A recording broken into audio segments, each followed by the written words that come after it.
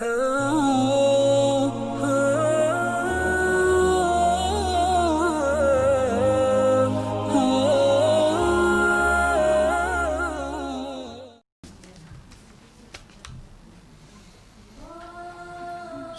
warahmatullahi wabarakatuh. Ibu saya ingin menikahkan adik saya dengan pria pilihan ibu saya. Pria itu orang Islam, akan tapi belum tertarik kepada ilmu agama. Permasalahannya adik saya sudah menolak karena tidak cocok. Tapi ibu saya sangat memaksa adik saya, sedangkan adik tetap tidak mau. Sekarang ibu saya marah karena saya tidak mau mendukung ibu saya untuk memaksa adik saya. Bagaimana sebaiknya yang saya lakukan? Tetap mencari ridho ibu dan tetap memberikan pemahaman-pemahaman kepada ibu agar ibu tidak ngotot untuk menikahkannya.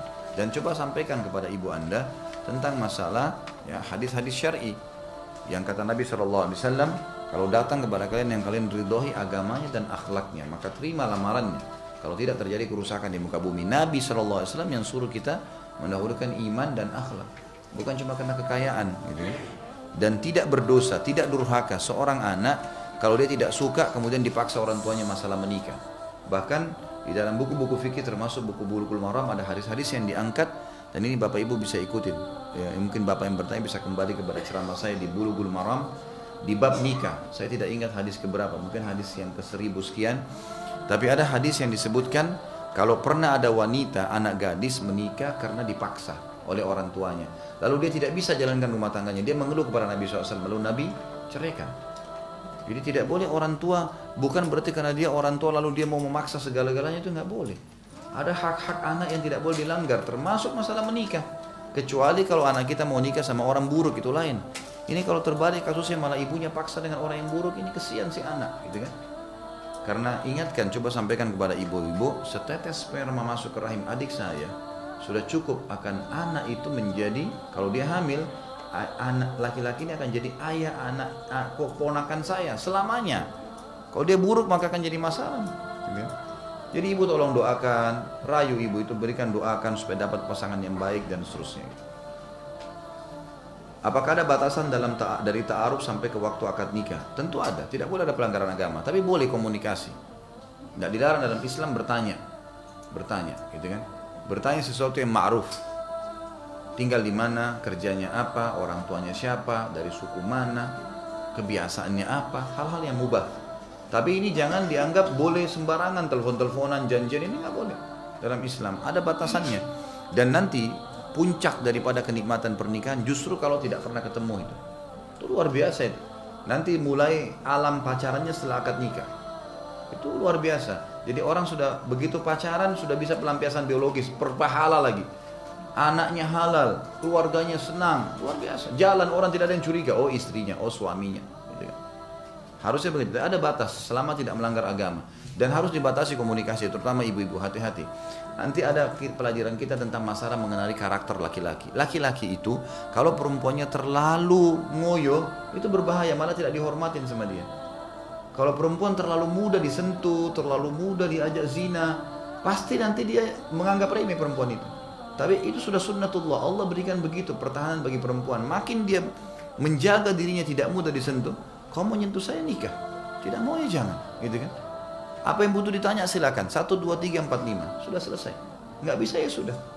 Allah SWT akan mendatangkan orang yang lebih baik.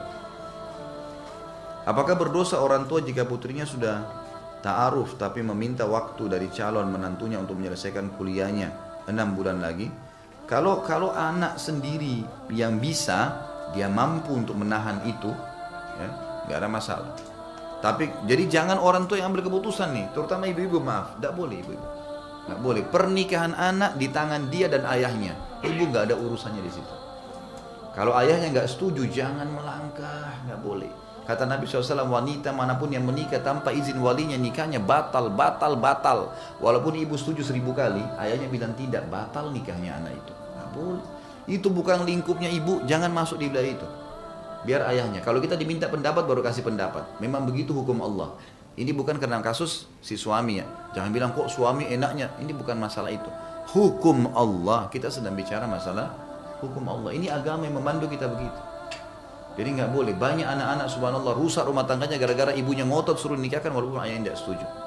Kewalihan ayah boleh dicabut hanya dalam keadaan satu. Kalau ayahnya orangnya fasik, orangnya buruk, nggak beragama, dan mau anaknya juga nikah sama orang yang buruk, pemabuk dan seterusnya, ini nggak boleh. Batal, pindah kepada wali hakim.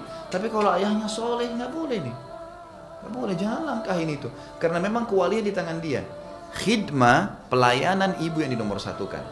Hadis yang berbunyi tentang masalah bakti dengan orang tua, kata sahabat, siapa yang lebih layak saya layani ya Rasulullah? Khidmah, bisuhbati, maksudnya saya temanin, saya layani. Kata Nabi, ibumu. Siapa lagi Rasulullah? Ibumu. Siapa lagi? Ibumu. Kemudian siapa? Ayahmu. Maksudnya gini, kalau ibu minta diambilin air, ayah juga minta diambilin air, yang didahulukan siapa? Ibu. Khidmah. Nah, antar saya ke sini, ibu bilang begitu, ayah bilang nah antar saya, ibu yang didahulukan. Tapi dalam masalah izin keluar rumah, dalam masalah nikah, dalam masalah penisbatan nama, nggak boleh kecuali ayah. Nggak bisa ini dibantah. Bahkan kata Nabi SAW, siapa yang membenci ayahnya dia telah kufur. Boleh. Orang izin keluar rumah tanpa izin ayahnya itu bisa bahaya, dilaknat. Ya, baik itu anak-anak ataupun si istri. Ini harus kita tahu ada batasannya. Saya memiliki anak laki-laki usia 20 tahun dan sedang dekat dengan seorang gadis. Maaf tadi yang saya titik beratkan pertanyaan itu. Jadi orang tua jangan mencampuri. Lihat keadaan anak ya. Anaknya mampu menunggu ya tidak apa-apa. Dan itu harus ada udzur syar'i. Tidak ada hubungannya masalah selesai sekolah dengan menikah, Bapak Ibu sekalian. Teman-teman saya lihat dengan mata kepala saya sendiri, waktu masih kuliah di Madinah tahun 90, mereka masih tingkat 1, tingkat 2 kuliah, menikah bawa istrinya ke Saudi, prestasi itu kuliahnya. Gak ada masalah sama sekali. Bahkan subhanallah bisa meredam syahwat mereka di tempat kuliah. Banyak anak laki-laki dulu sama saya mengatakan, Ustaz, saya, gitu kan, dia bilang saya begitu paham sunnah, sudah ikut pengajian, saya tahu saya harus menikah. Saya tahu harus menikah. Tapi ibu saya, ayah saya tidak izinkan, harus selesai kuliah. Saya masih baru tingkat 1 kuliah. Saya tidak bisa tahan syahwat saya. Fitnah di kampus. Pilihannya lanjutkan kuliah dalam kondisi mengekang diri, atau saya berhenti kuliah. Ayah saya, ibu saya tidak mau nikahkan. Kenapa ini? Kenapa bapak ibu ego begini nih? Apa hubungannya gitu? Kalau dia berhasil sampai dapat ijazah, kalau dia meninggal sebelum itu, gimana caranya? Ini jangan lawan sistem alam yang luas ini. Bisa meninggal sebelum nikah, kan gitu. Bisa ada orang subhanallah sarjana mau wisuda tabrakan mati. Pernah ada pegawai ayah saya di kota Makassar begitu. Subhanallah, pas mau sarjana wisuda mau nikah, seminggu kemudian tabrakan, waktu keluar dari wisuda mati. Ajalnya datang. Orang tuanya sampai nyesal kenapa nggak nikahkan dari dulu. Kasihan, gitu kan. Jadi jangan tarik tolok ukur anak kita kepada kita, tidak boleh. Dan jangan pernah warisi keburukan kepada anak-anak Bapak Ibu sekalian. Banyak ibu-ibu maaf, hamil di luar nikah sebelum nikah. Dia mau juga anaknya hamil di luar nikah. Ini warisan buruk. Buktinya dia biarin anaknya sembarangan. Nggak boleh ini, gitu kan? Kalau kita bisa baca Quran umur 30 tahun, 40 tahun, jangan anak kita 6 tahun harus hafal Quran. Harus yang baik, berubah, gitu kan? Maka jika harus lebih baik, jangan salah. Saya memiliki anak laki-laki usia 20 tahun yang sedang dekat dengan seorang gadis. Saya khawatir akan terjadi perzinahan. Haruskah saya nikahkan secara siri mengingat mereka berdua masih kuliah? Jika nanti mereka sudah selesai kuliah dan bekerja, bolehlah dilakukan akad nikah dan walimah seperti lainnya pernikahan pada umumnya. Kenapa harus nikah siri? Kenapa nggak dinikahkan? Nggak usah malu, Bapak Ibu sekalian. Nggak usah malu dengan nanti anaknya belum selesai kuliah sudah nikah. Iya, nggak apa-apa. Apa yang aib di situ? Persepsi ini harus dilawan nih, gitu kan?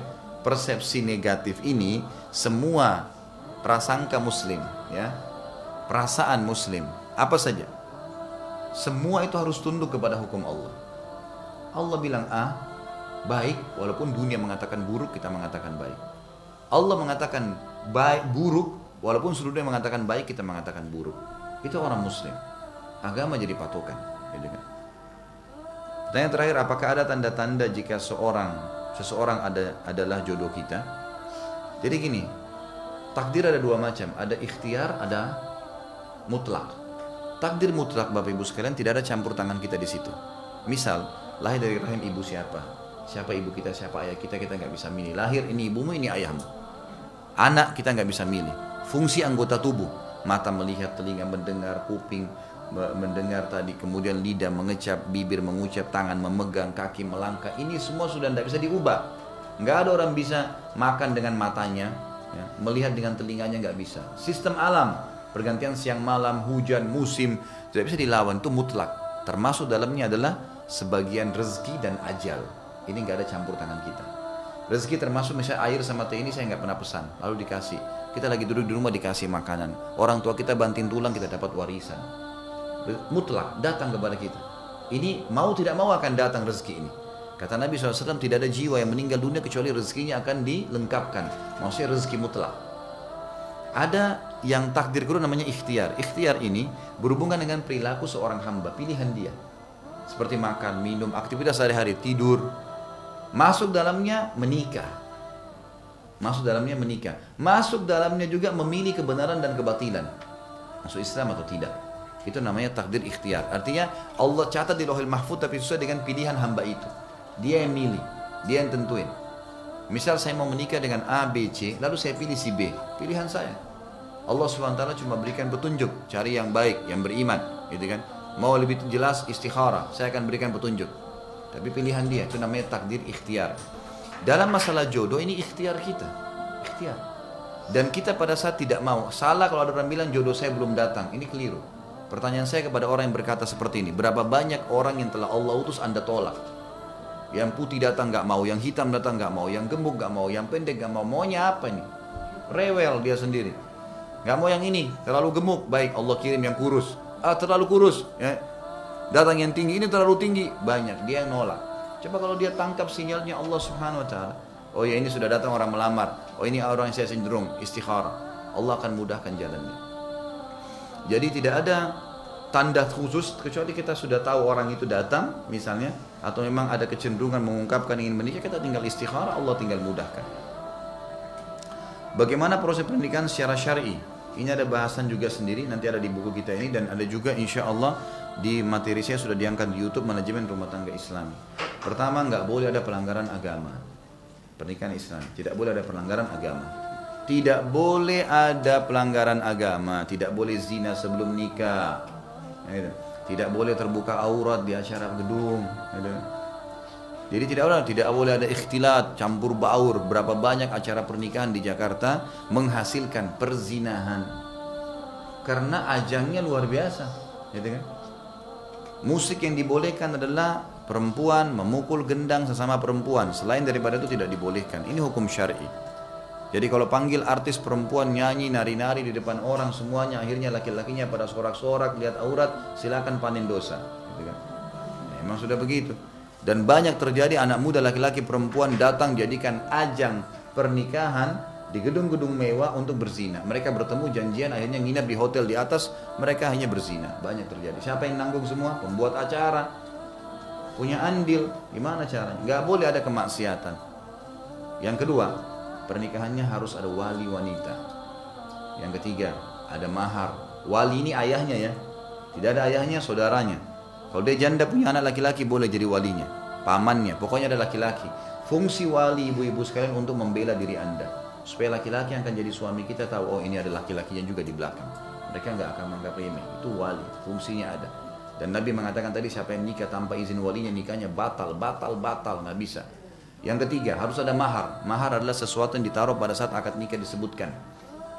Dan makin sederhana, makin besar berkahnya. Kata Nabi SAW, aktsaruhunna barakah, aqalluhunna mahra. Wanita yang paling sedikit maharnya, yang paling banyak berkah pernikahannya.